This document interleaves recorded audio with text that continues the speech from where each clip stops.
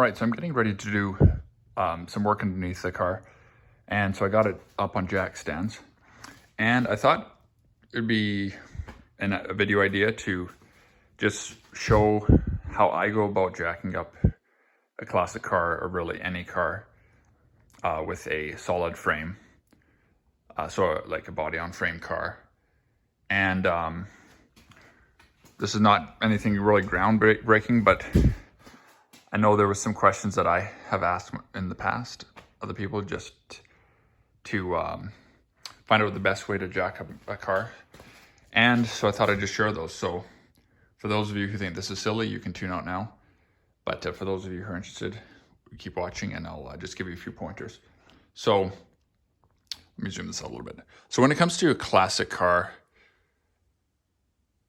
there's not, I guess, a ton different than what your modern vehicles would be, depending on a different factors. But generally speaking, with an older car, you're going to have a solid rear axle. So that changes things a little bit than maybe a all-wheel drive car today. But the other consideration that you might have with the older car is rust. And you may have, some severe frame rust, other things like that, which could create a dangerous situation, or, not as bad, I guess, but you could also damage something. But worst case scenario, obviously, I think would be to hurt yourself or to die. It can be, it's a lot of weight to potentially fall down. So obviously the best way that you could lift a car is with a hydraulic car lift, and the majority of us working on our own cars don't have that option. So we're going to be using jack stands and a good floor jack if you're lucky. If you don't have that luxury, then you're probably going to be maybe just using a bottle jack. Now, if you just need to jack up one tire, for instance, to get it off, there's no reason to jack the whole, say you're taking off the passenger tire, there's no reason to jack the whole front end up, unless if you want to, but you are just as well off just to jack up the control arm, a lower control arm, just to lift off the tire to take it off, for instance. But in my case, or if, there's a reason, and it comes up quite often if you're fixing up an old car, restoring, where you'll need to have the whole car up in the air. So that's what I kind of want to go over today.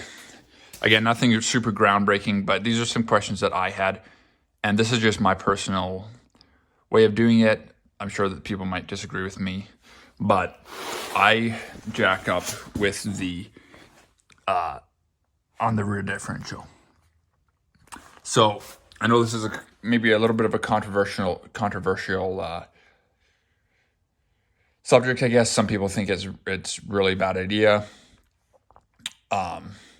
But in my opinion, it's, generally speaking, is fine to jack up the vehicle on, some people call it the pumpkin, but the rear differential. So the center of the axle, the housing right there. So one thing to consider, you're most likely not going to run into this, but there's a chance that you have a car with a drain plug at the bottom, which I do. Let me zoom in on that.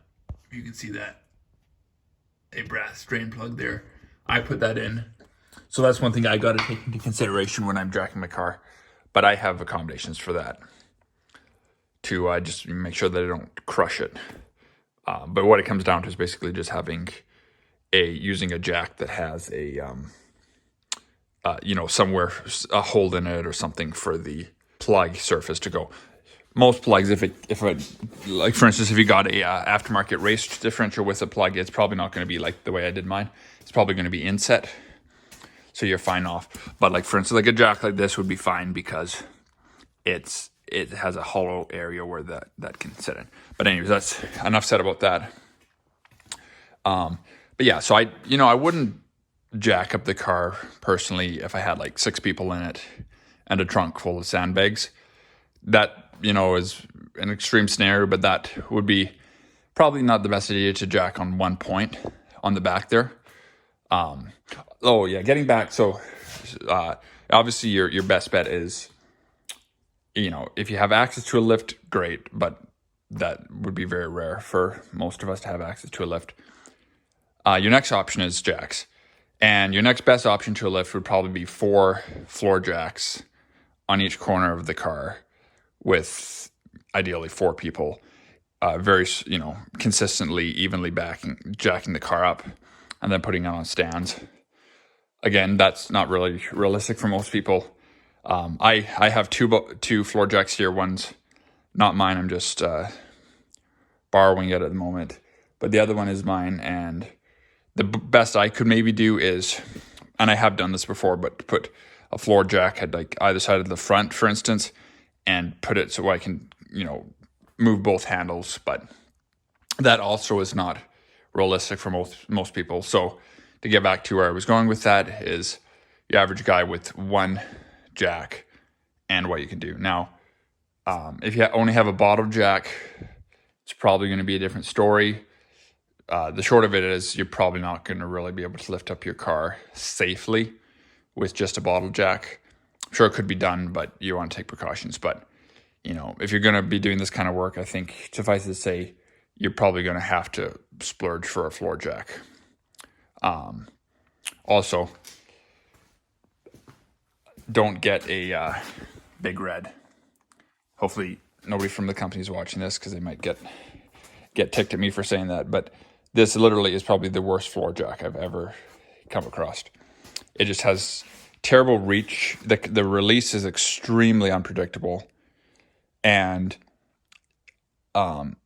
it looks like a fairly low profile jack, but the problem is the handle sweep does not go like very far down.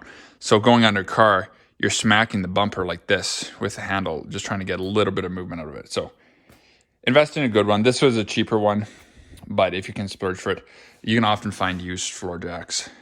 Oftentimes really old ones, but hey, as long as they work. And most floor jacks, especially older ones, are serviceable. So you can, if it doesn't work, it might just be out of fluid, etc. So this is kind of just a side note there. But then, so that's the rear. Then as far as jacking up the front, and jacking in a central location on the front and back allows you to raise, one end of the car back and forth like that. And then on the front end, I jack on the K-member. So right here is the K-member, and on my particular car, there is a hole here, which I believe would be like a drain hole, just to allow any water that gets in there to get out. But there could be a second purpose for that. Maybe it is even what I use it for, but I doubt that. Regardless, I have dropped the front of this car. Actually, when I first bought it and I was jacking it up to pull the engine, my jack slipped and actually crushed the OEM oil pan.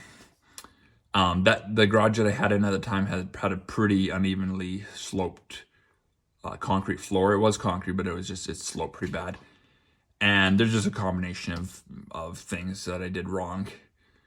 I think the biggest thing was that the floor was uneven, but I never wanted to repeat that. So what I do now, on this car at least, is I use my red jack and I put a bolt in it, which will go into the jack and it'll stick through that hole there. So that'll help keep the car from sliding off the jack. I'll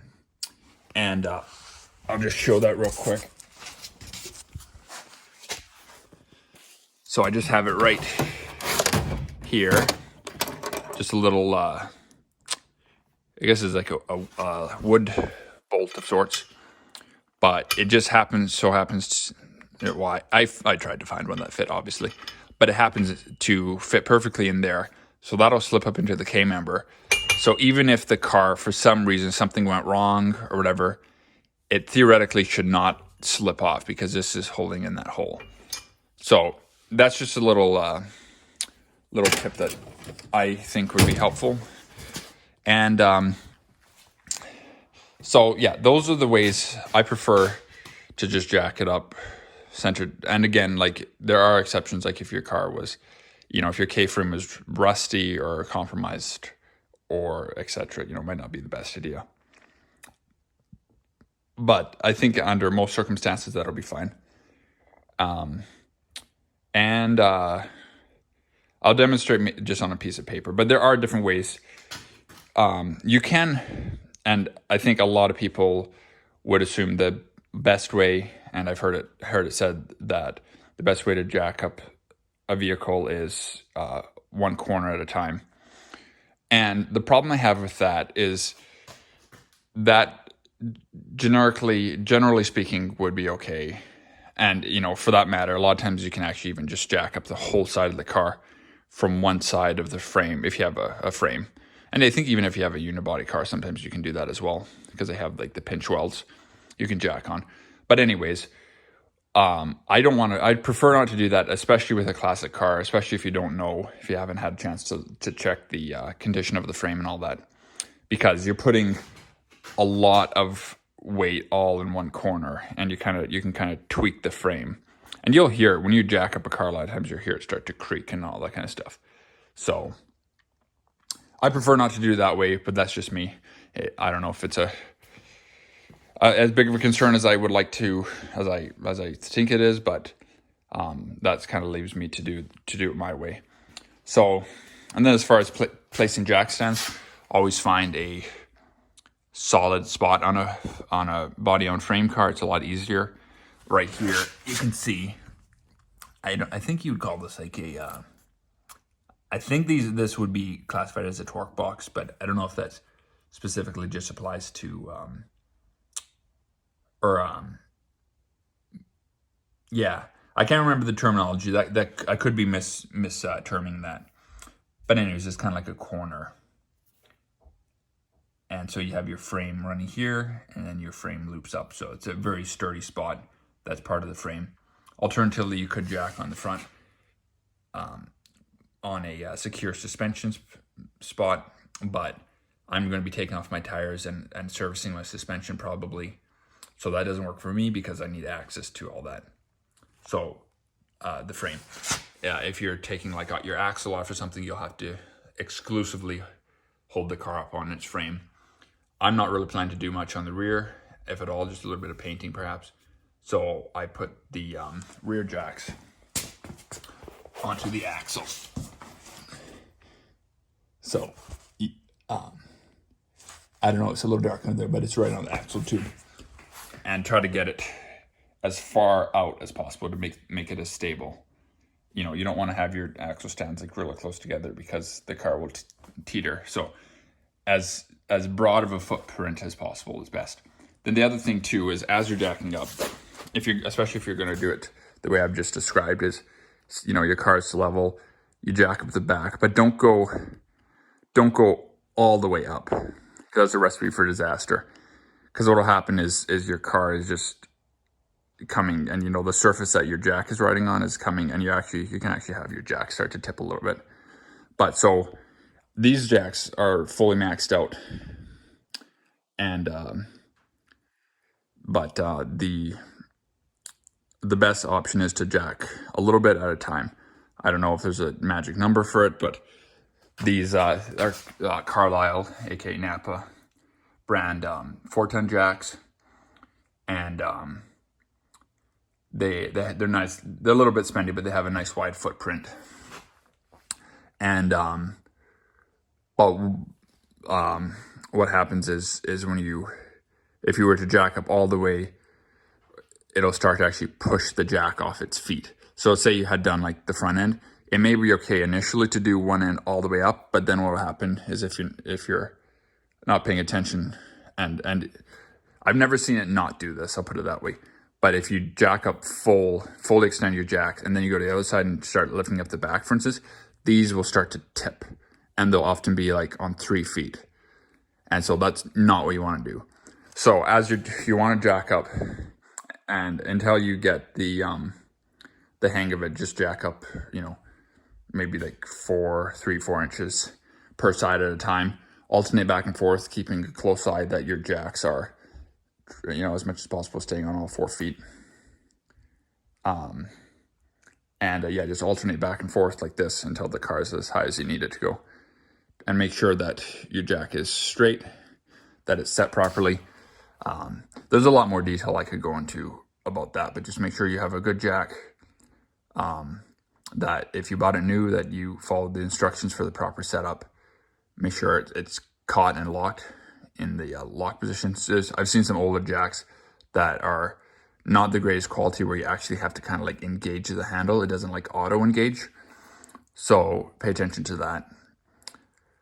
But like, for instance, when I was jacking this car up just earlier today, I had to alternate back and forth, because as I was bringing it up, the jacks on the back especially would start to kind of like tweak off to the side, and they weren't straight, and they'd be off like maybe on 3. And in a bad case, like they'd only be on 2 legs, which is, do not go into the car like that.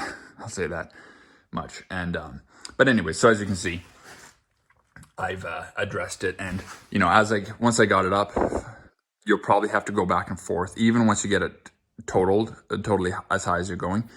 Pay attention, because like I'd gotten it as high as it'd go, and then I had to finish up one last time going to the back to jack it up to do one final adjustment. But I didn't. It's a really cold day outside. It's like -27, so I don't know if it would work very well to open the door to show this on video. So that's why I didn't really do it on video. But anyways, hopefully that makes sense. But I guess I was going to kind of demonstrate on paper, but I don't know if it would really help much at all. But so this is the rear axle.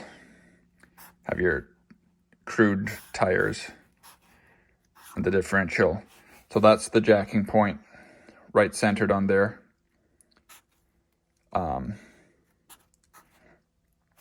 And this is the, let's see, trying to make a K-member. I don't know. Something like that. So then same thing on the front. And I'm not going to get into other kinds of vehicles, because I'm sure there's other videos on this, but specifically on classic cars. And hopefully this is not necessarily unique to Thunderbird, but hopefully it'll give you guys some good ideas of where you can get good jacking points. But the Thunderbirds have a lot of really good jacking points.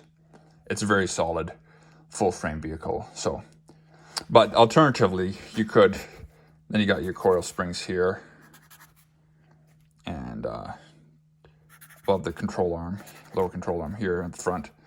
Alternatively, you could jack up one side. You jack it up.